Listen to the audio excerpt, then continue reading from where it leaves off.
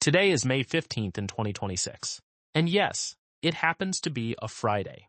President Trump sits aboard Air Force One right now, high above the Pacific as he heads homeward after his meetings in Beijing.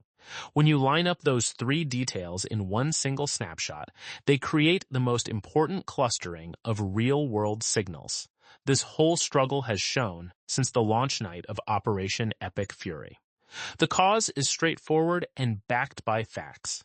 There exists a clear, recorded approach this administration follows when it comes to rolling out major military choices. This is not guesswork about possible motives or reading tea leaves. It draws directly from the proven track record across every big operation they have launched. Trump has shown he prefers starting these actions just as weekends begin. That timing means the New York Stock Exchange stays shut, so financial markets lack any chance to respond instantly to reports about fresh strikes resuming. It creates breathing room for the full operational situation to unfold naturally across Saturday and Sunday, letting everything settle before Monday's market opening has to wrestle with the broader economic ripples. On this exact Friday, May 15th of 2026, Trump remains far from Washington. He travels through the air on his return from what stands as most significant one-on-one summit in the past 10 years. Just moments ago, he spoke openly to reporters on board Air Force One, and those words shut down the diplomatic path more decisively than any earlier remark during this entire confrontation. He described Iran's newest peace offer as so far off base that, if the opening line failed his test, he tossed the whole document aside without hesitation. When pressed about what that first line actually contained, he explained it included language on the nuclear issue that simply crossed an unacceptable line. Iran had initially signaled agreement to zero nuclear elements in that opening sentence, yet they quickly walked it back. He made clear that 20 years could work as a time frame, but only if it amounts to a genuine 20 years, not some stage show that pretends to deliver. He stressed they must remove every bit of the fuel material with no exceptions left hanging. Then came the piece of information that shifts the whole strategic math for whatever comes next in this conflict. Iran spoke to him straight up. They admitted the sole parties equipped to extract the nuclear material are either China or the United States, because only those two hold the necessary technology. They conceded to him, "You are correct. It represents total destruction of the program." They had gone along with the idea at first, then pulled away again. Yet, he added, they will come around to accepting it in time. Here stands a sitting American president flying back from Beijing on a Friday, while Israel maintains its peak military readiness. A massive American airlift ramps up across the region, and fewer than 5 vessels move through a waterway that normally carries 130 ships every day. And from that position, he used the term, eventually. Considering everything unfolding at this precise instant, that word eventually carries no flavor of some drawn-out diplomatic schedule. Instead, it signals something far more immediate and practical. But before we move forward, let us step back and examine the wider view. To grasp why this exact mix of Trump's words, the day he delivered them, who spoke them, the location where the statement happened, the surrounding military readiness, and every simultaneous signal from Israel through the Persian Gulf matters so deeply, you first need the complete context of how this conflict reached this exact point, and exactly what the coming day and a half will settle for the future shape of the entire region. This is the situation on May 15th of 2026. Every single statistic here must stay locked together in your mind at once. Commercial ship movement through the Strait of Hormuz in the past 24 hours came to fewer than 5 vessels heading either direction. Under ordinary conditions, a full day sees 130 ships pass through. Before the fighting started, the Strait managed roughly 3,000 ship crossings each month. That flow formed the vital commercial lifeline for about 20% of the planet's seaborne oil and similar shares of global liquefied natural gas plus other essential goods. Fewer than 5 ships in a day does not describe a merely slowed route. It marks a waterway that has gone commercially silent. Every one of those rare vessels still moving followed the Iranian traffic separation plan, which tells us any shipping company, brave enough to proceed now, operates under Iranian rules that amount to the very toll system. The recent Beijing summit jointly criticized, and that Xi Jinping personally told Trump he opposes. Meanwhile, the American airlift keeps building speed even now. Additional refueling aircraft and transport planes stream toward the area, bringing in the armaments, fuel supplies, replacement parts, and troops needed to support readiness at the level the next stage will demand. Israel has moved into its highest level of military readiness heading into this particular weekend. Israeli President Isaac Herzog has called off his scheduled visit to New York next week. His staff pointed only to unspecified circumstances blocking the trip. When national leaders suddenly scrap planned foreign travel without naming a clear substitute reason, it almost always reflects an internal judgment that staying home in the coming days outweighs any overseas diplomatic commitment. An Iranian major general issued a warning that religious conviction gives Iran certainty of success and highlighted the country's capacity to send an F-5 fighter jet toward American bases. Iran's foreign minister IRGC declared that nuclear negotiations have been delayed while the focus shifts first to reopening the Strait of Hormuz, securing sanctions relief, and restoring oil shipments ahead of any nuclear conversation. And yet, Trump remains on Air Force One this Friday, having dismissed a peace offer after its very first sentence while stating Iran will come around eventually. That forms the entire operational snapshot right now. Let us peel this apart one layer at a time with care. The remarks from Air Force One rank as the most revealing comments Trump has offered on this conflict since he greenlit Operation Epic Fury back on February 28th. They matter not because they introduce some brand new stance, but because they lay out in precise practical terms exactly what Iran put forward, precisely where that offer collapsed, and exactly what Iran itself admitted in face-to-face talks with the American president regarding the true condition of its nuclear setup. We will walk through each part carefully, since every detail carries real strategic importance. Trump stated that if the opening sentence did not satisfy him, he discarded the entire document on the spot.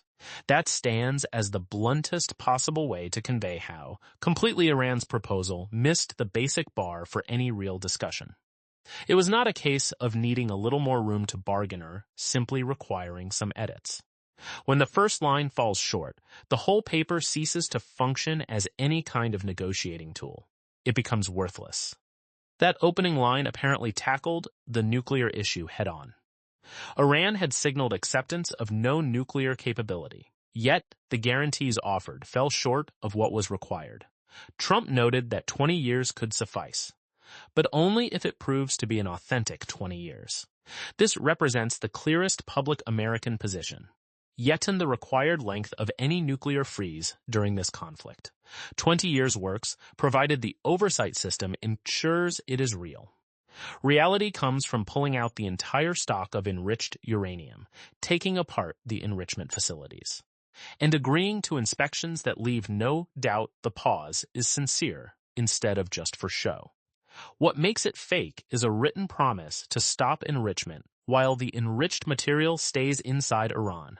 The production plants remain untouched, and the inspection rules are built to be dodged rather than followed. Iran's offer presented that fake version, labeled it a solid 20-year pledge. Trump rejected it immediately at the first sentence. Yet the single most important operational revelation in the whole Air Force One conversation is the part many reports have downplayed as minor. Iran told Trump openly that it lacks the means to remove its own nuclear material because the required technology is missing. Only China or the United States possesses the specialized gear capable of handling the extraction. Then, quoting Iran's own admission as Trump relayed it, "You were right. It is a complete obliteration. Consider what that condition implies for the IRGC's own survival strategy. The nuclear effort that the command under Vahidi has long treated as an absolute line that cannot be crossed.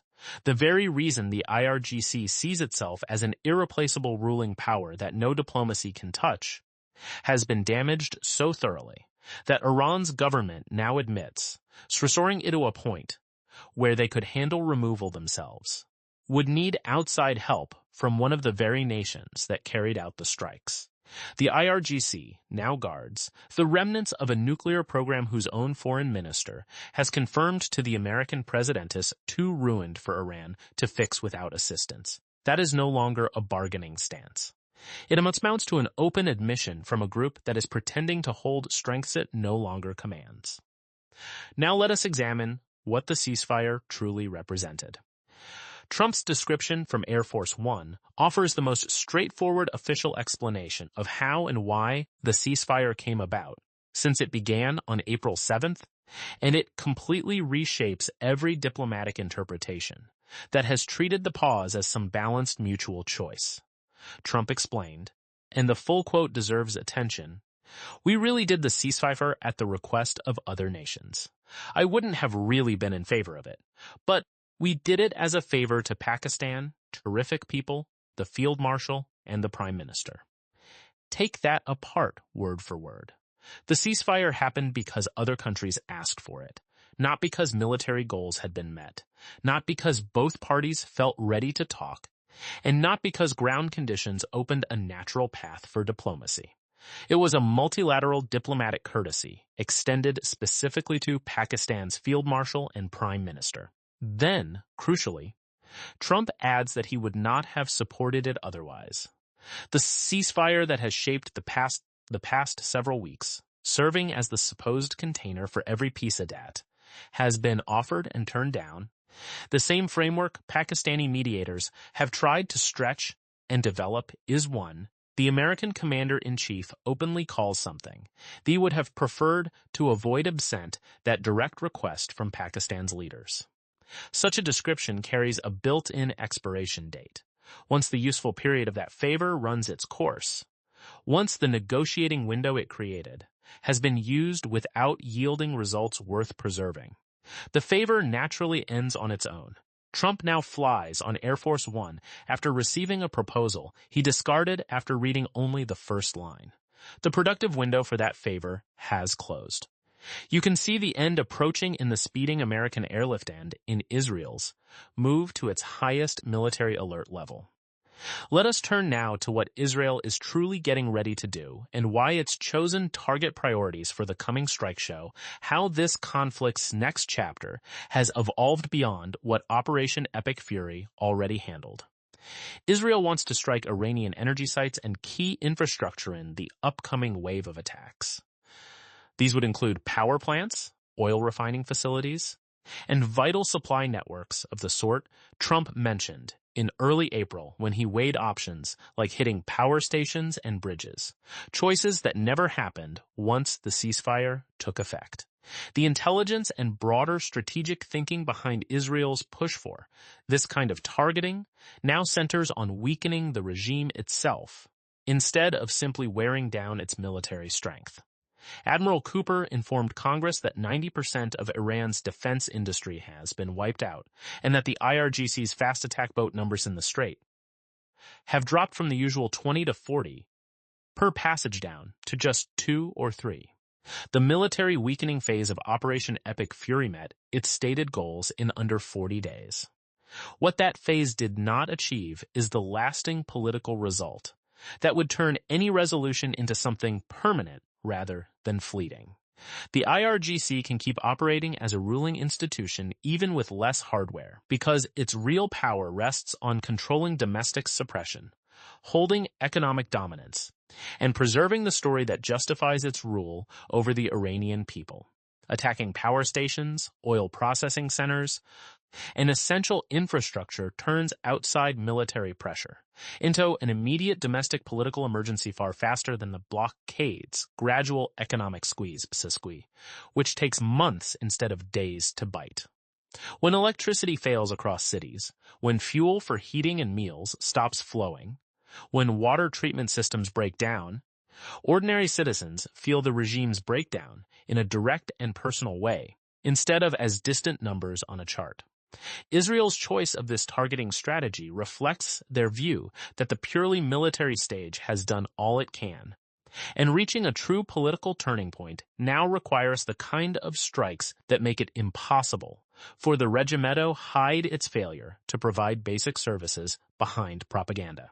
American worries about this path focus on the risk that hitting Iranian energy assets could prompt Iran to strike back at Gulf energy facilities, creating a sudden oil price surge that stirs domestic political trouble in countries where citizens pay retail energy costs. That worry is legitimate.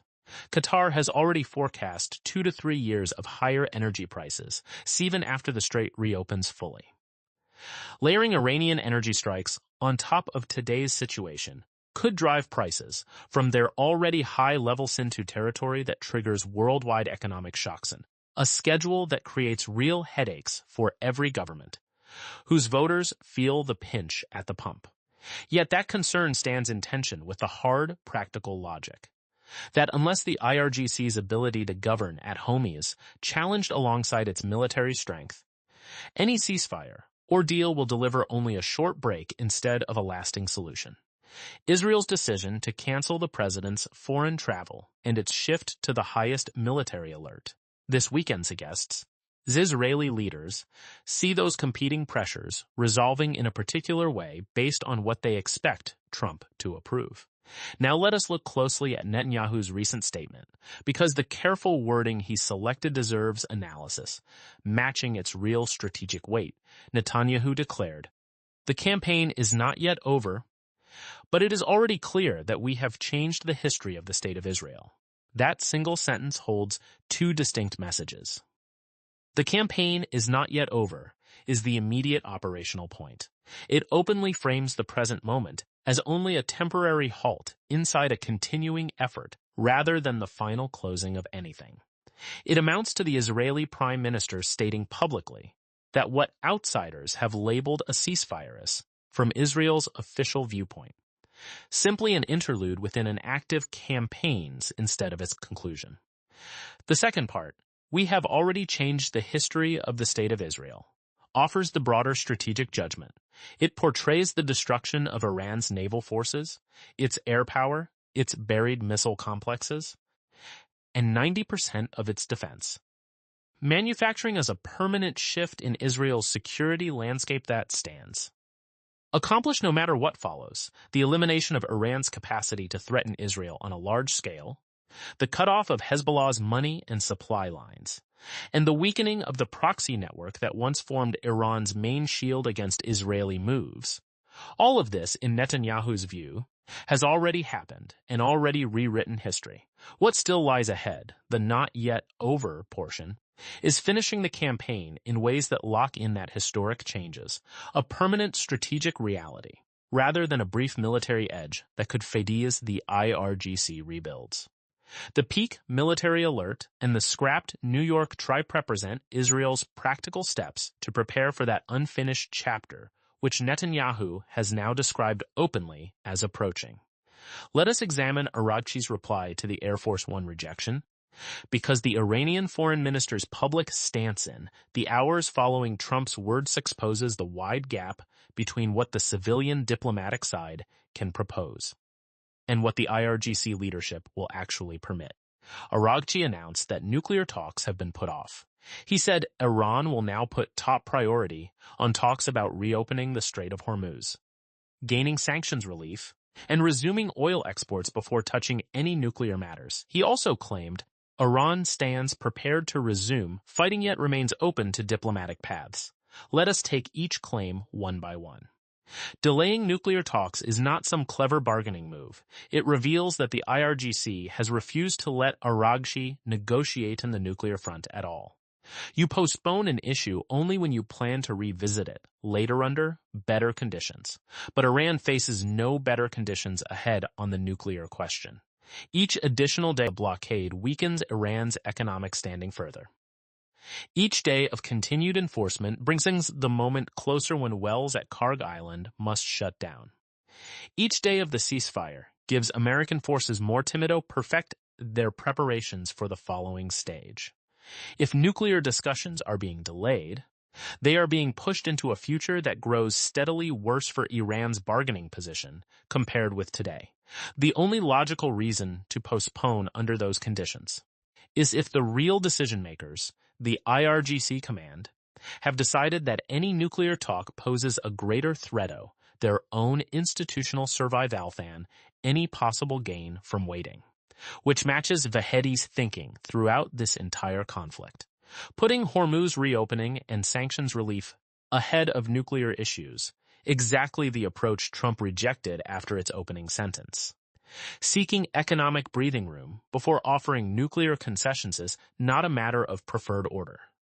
It is a demand to lift all pressure first, before addressing the very reason the pressure was applied, a non-starter position every earlier Iranian idea has contained and which has met the same firm rejection each time. The claim of being ready to fight again, while also open to diplomacy sounds, like the words of a diplomat who knows he cannot deliver the necessary diplomatic outcome, and who must therefore project tough Nesto and IRGC audience at home that demands to see its foreign ministers still battling, instead of admitting the position, has become impossible to hold. Now let us turn to that Iranian general's mention of the F-5, because this particular remark offers the clearest window into the IRGC's current state of mind and institutional condition available in the open record today. Iran's Major General Hatami asserted that faith alone provides certainty of victory, and that Iran could still deliver an F-5 fighter aircraft right to American positions in Kuwait against the most modern defenses. The F-5 Freedom Fighter is a light combat jet designed in the 1960s by Americans. It first joined the Iranian Air Fleet under the Shahwell before the 1979 revolution, and Iran has managed to keep some of them flying through years of homegrown repairs and upgrades despite heavy sanctions that cut off American parts and expert support. This plane is not stealthy. It is not a fifth-generation fighter. It carries no advanced electronics for beyond visual range, missile or sophisticated electronic warfare suites. It is simply a 50-year-old lightweight fighter that now represents the best remaining capability in what is left of the Iranian Air Force after Operation Epic Fury destroyed most of it in the opening days. When a senior Iranian military figure presents the ability to send this aircraft toward American bases in Kuwait as proof of serious military strength as the reason for confidence in victory, he is offering the modern equivalent of a general bragging about horses, while the other side flies F-35s. Against 53 F-16s already at Prince Sultan Air Base, against F-35s, F-22s, F-15Es, and B-1B Lancers being reloaded with 30,000-pound bunker busters, and against 3 full-carrier strike groups carrying more than 205th-generation aircraft. The IRGC generals boast about delivering an F-5 is nothing more than public theater from a force that has lost its Navy, its Air Force, its air defense network, and 90% of its defense industry, and is now reduced to staging capability through the only channel it still controls: state television showing a uniformed officer repeating the word faith. Now let us lay out the complete set of operational figures, because viewing every important number together shows the full shape of what has already been achieved and what stands ready to follow. Fewer than 5 ships moved through the strait against the normal daily baseline of 130 in the past 24 hours. 159 Iranian naval vessels now rest on the seafloor according to Trump's own Air Force One remarks. 90% of Iran's defense manufacturing base has been eliminated per Admiral Cooper's testimony to Congress. Fast attack boat numbers per typical Strait transit have fallen from 20 to 40 down to only 2 or 3. 53 F-16s sit at Prince Sultan Air Base, confirmed by satellite photos. 67 ships have been turned away by the blockade since April 13th, with 4 disabled for ignoring orders. Iran has lost $4.8 billion in oil in commandeering the first 18 days of full blockade enforcement. Losses run at $500 million per day and continue to mount. A 71-kilometer oil slick now spreads from Karg Island, proving the storage backup has reached the point where the oil literally has nowhere left to go. Fewer than 5 ships in the strait during the last 24 hours against a pre-conflict average of roughly 3,000 per month. Qatar projects 2 to 3 years of higher energy prices, even after the strait returns to normal. More than 230 non-Iranian tankers from Gulf producers remain trapped inside the waterway. The American airlift gains pace with extra tankers and cargo flights moving now. Israel maintains its highest military alert. The Israeli president has canceled his New York journey. Netanyahu states the campaign continues. B-1B Lancers conduct training flights heading toward the eastern Mediterranean. GBU-57 massive ordnance penetrators have been restocked under contracts exceeding $100 million. Operation Sledgehammer has received an official name and discussion at the Pentagon. Trump travels on Air Force One this Friday after discarding a proposal at its very first sentence. Every figure on that list lines up in the same direction. Every signal points along the identical operational path. The single unknown that public data cannot reveal is the exact hour when Trump touches down, reviews the latest briefings waiting for him, and issues the order that all these other indicators are clearly pointing toward. Let us now pull the 3 main threads together into one unified strategic view, because only by seeing the full overlap backhand we appreciate the real scale of what the next 24 to 36 hours will settle once and for all. The financial pressure track has reached its most effective stage, yet the blockade has already cost Iran $4.8 billion in the first 18 days of strict enforcement. With daily losses of $500 million from blocked imports and exports, the total damage since April 13th has climbed to a level that even Iran's own economic officials admit would take a full decade to repair. The storage crisis at Karg Island has created the spreading oil slick that satellite images show growing larger. Loading operations there have stopped completely, with no tankers visible in repeated satellite passes. The point where wells must shut down draws nearer. Iran has now admitted directly to Trump that its nuclear facilities are so badly damaged that only China or the United States possesses the gear to clean them up. The financial pressure is not yet forcing diplomatic surrender on the timetable the administration hoped for, but it is creating lasting infrastructure harm that will make any Iranian recovery after the conflict progressively harder with every extra day the blockade lasts. The military track sits fully prepared for the coming phase. 53 F-16s are positioned at Prince Sultan. The American airlift speeds up. Israel holds its highest alert status. Netanyahu has declared the campaign unfinished. The Israeli president has scrapped overseas travel. B-1B training flights head toward the eastern Mediterranean. GBU-57 bombs have been restocked. Operation Sledgehammer has been formally named. The ratio of fewer than 5 ships against the normal 130 proves the blockade's enforcement system operates at peak efficiency. The diplomatic track has reached its final stage. Iran's latest proposal was rejected after the opening line. IRGC has delayed nuclear talks while claiming readiness for combat. Trump has stated they will agree eventually from an Air Force One position that refuses to wait for eventually on Iran's preferred schedule. The ceasefire has been described openly as a favor granted to Pakistan that Trump would have preferred to skip.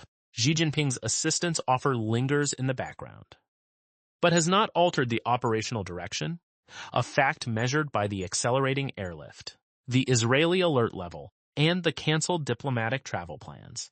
Here is the clear-eyed judgment of what the next 24 to 36 hours will actually decide. Multiple possible triggers exist in the current picture, any one of which could justify resuming operations. That Israel has raised its alert level to support. The IRGC sank the Indian-flagged Hajj Ali using an anti-ship missile within the last 48 hours. They also seized the Honduran-flagged Huxiang floating armory in the same period. Iran is now loading crude oil tankers for yet another attempt to challenge the blockade, four of which American forces have already disabled before striking their exhaust stacks. The IRGC has publicly demanded that all vessels in the Strait coordinate with the Iranian Navy reasserting the toll system that Xi Jinping told Trump he dislikes, and that the Beijing summit statement explicitly condemned. Any single one of these Iranian moves, in the present political and military setting, supplies documented grounds for the operational go-ahead, that Israel has prepared its highest alert to carry out, that the accelerating U.S. airlift stands ready to back, and that Trump has framed by rejecting a proposal so flawed he discarded it at the first sentence. Plus Iran's own admission that only Chinese or American equipment can handle what remains of its destroyed nuclear program. The campaign remains unfinished. The airlift continues to build. The Strait carries fewer than 5 ships. Trump flies on Air Force One. It is still Friday. And Iran has just confirmed to the American president that it cannot even restore its own nuclear facilities without outside assistance. The word eventually carries heavy weight in Trump's statement from Air Force One, and the surrounding military posture indicates that the timeline it actually follows will prove much shorter than the word might suggest on its own.